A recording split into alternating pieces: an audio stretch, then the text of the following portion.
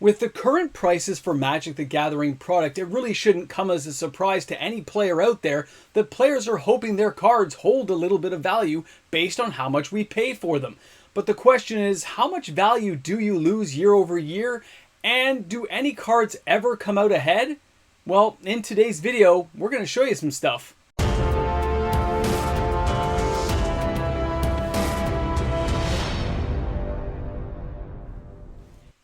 Just how valuable is your collection? How much value do you lose every single year that you own cards? And do you ever gain any value? The answers are kind of surprising. Welcome back, everyone.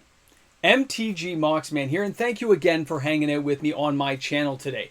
Now guys, when you're looking at value, when you're determining the value of a card, the best way to look at things is over a longer period of time to see if that card went up in value or if it went down. You've always heard these terms, I need to time the market.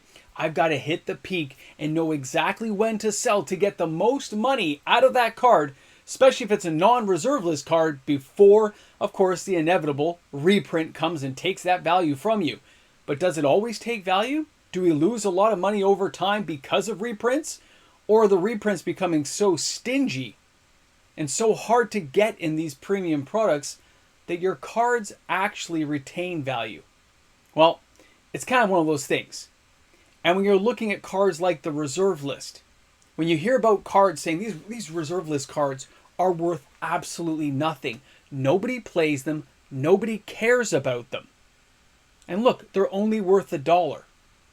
But can the same rules apply? Can you look back and see a card from 2016 going forward to 2024 and see how much that card actually sells for? Well, we're going to do it today. I'm going to share that with you right now, and we're going to take a look at our first card. And no, I'm not doing a whole bunch of high-end cards. We're just going to go through a couple of cards to give you guys kind of a feel for what's happening in this market space over the long run. Now for our first card, I've chosen Thawing Glaciers from Alliances. A lot of landfall decks use this. It's on the reserve list. And of course, when we're taking a closer look at the card's value, some numbers will start to appear. Now, in the case of this card back in January of 2016, it was a $7 card. By January of 2018, it was $9.78. And when we take a closer look at this card, Thawing Glaciers, you can see why. It's a land card. It's not legendary. It comes into play tapped. You can pay one and search your library for a basic land card and put it into play tapped. Now this doesn't count towards your 1 land per turn limit. You shuffle your library afterwards, and at the end of your turn, you got to put Thawing Glaciers back into your hand. Well, people have found workarounds over the years, especially in Commander, to make sure you can use this multiple times a turn, and it really starts to pay off. But when you look at a card like this and recognize the overall value, you're saying, did I overpay? Is there enough of a market for this particular reserve list card to warrant the price of the card? Is it going to continue to grow, or is it going to shrink with decks' popularities? Well, some things we control and some things we don't. But when we're looking at the actual value of a card, it's determined by who buys it. It's determined by what the last dollars are spent and what people are willing to pay. Now, for our next one here, it's still Thawing Glaciers, but we're now jumping ahead a couple of years. Now, this will get a little bit faster as we go through the video, but I want to give you guys this first one to give you a good understanding of what we're looking at. In January 2018, this card was $9.78, and in January of 2020, it's now $12.56. So what just happened in that 2-year time span? Why did the card start to gain popularity and start to gain a dollar amount to the card? Were players buying more copies? Were there speculators coming into the market? Well, all those things are factors, absolutely. All of those things matter in determining the value of the card. And as we go forward, you're going to see that these numbers start to average out a little bit. Take a look at this. Because now we're jumping into the buyouts. And the buyouts happened all in between 2020 and 2022. This card was $12.56. It jumped up to $31.99 within that time frame. Now, in between there, it could have gone even higher, of course, but I'm choosing the January of each year to give you guys an understanding of the cards overall. I'm not choosing the highs, the peaks, and the lows. I'm just giving January to January of any given year. And as you can see, by the end of the year, it may have been at $75 at one point, but it went all the way back down to $30. And that means the market couldn't sustain that level of value to the card, and the market settled down to the price that they thought was appropriate based on who was buying and who was selling the card. And for our last image here, because now we are jumping over to where we are now. We are taking a look, and you can see here, January 2022, $31.99. Now January of 2024, it's $17.57. So what happened? Well, from the highs to the lows, the buyouts, the speculators, they've all left the market. And we now have a cleaner image of what this card's value is truly at. And the surprising thing about that is, when you average it from back in 2016, and you bring the value to nowadays, you can see here that this card, it's gone somewhere. It went from 2016 at $7 all the way up to 2024 at $17.57. That's a $10 difference, or it's grown 132% in those 8 years.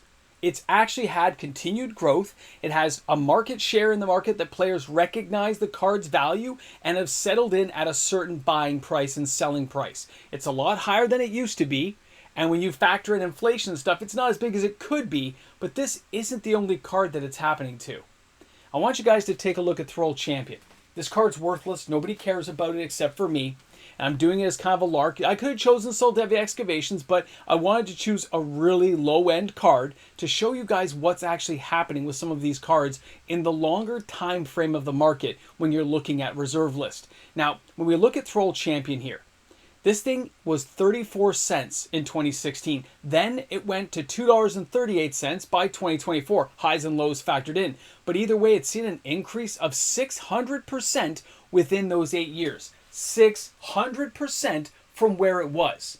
Now, if somebody bought those cards at the $9, $10 mark and sold them back into the market, think about how much they made.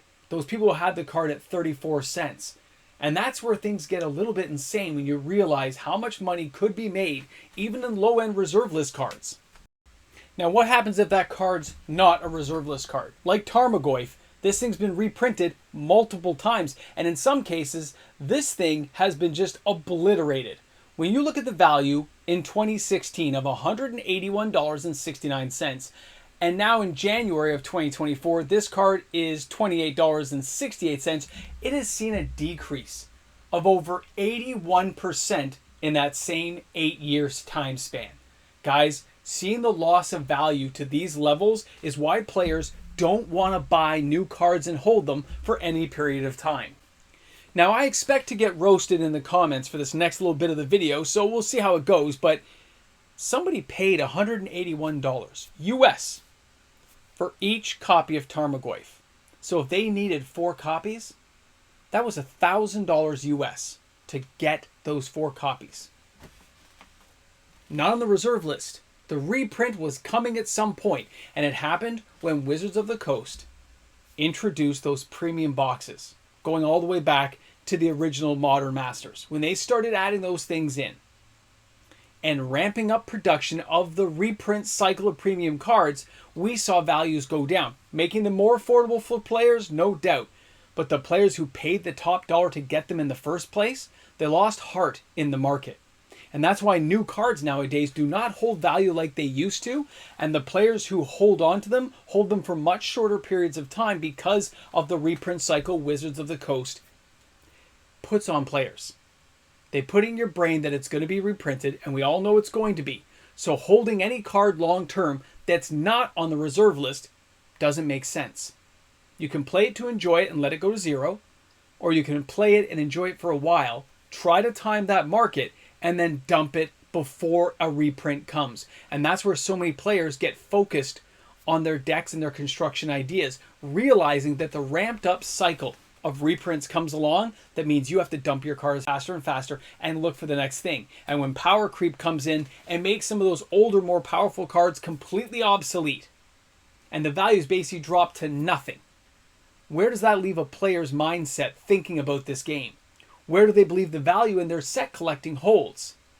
Because collecting something, you're right, doesn't have to be expensive. A collector can collect anything they want.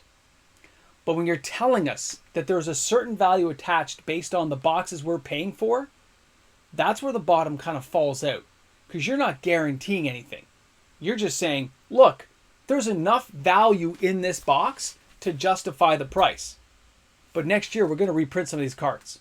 Or some other cards you've already bought from the year before. We're going to tank those values down. Sorry, it's the way the game's played. And players aren't falling for that anymore. And that's why you have all these people out there buying low-end reserve list cards, mid-level cards they've always wanted. Why would somebody buy a Shieldred when they can get a Replenish and an Academy Rector? It's kind of funny, but it's happening more often than not. Not in massive waves yet. But when you see the returns on a reserve list card, even worthless ones, and yes, of course, only on paper, because you haven't sold all those Thrall Champions to anybody, they're still sitting in some bulk bin. But the idea is they've gained age, they can't be reprinted, and there's only so many of them out there. Where new cards get reprinted each and every year, and even if they're valuable, they're likely going to be outdone by some power creeped card years down the line, after they've been reprinted 15, 20 times. It's a scary fact, but it's the way it's going to be. Get ready to lose money, but enjoy the game. Get ready to lose value, but you can keep your cards and have a good time, or you can try to time the market and get out and stay ahead of the rat race of when these cards get dumped off. And for all you people who own reserve list cards, looks like you're pretty safe for now, and you're going to gain value. Thanks again for hanging out with me on my video today. I hope you guys had a good time while you were here. Drop some comments in the comment section. Yes, I didn't choose a massive quantity of cards because the video would be too long. Where would we be at that point? Who's going to watch a 2-hour video talking? Well, maybe there are some people. Who knows? It's too late for that now. We're at the end. Thanks again for hanging out. And if you enjoyed today's content, don't forget to like and subscribe to the channel. Guys, we're only 945 subscribers away from getting to 25K. The halfway mark to the 50K goal. Blows my mind. Thanks again, guys, for hanging out. I'll see you guys tomorrow with another video. I wonder if you'll make it to the end of the video to actually witness and behold the awesomeness that is all the patrons of this channel, all my YouTube membership members.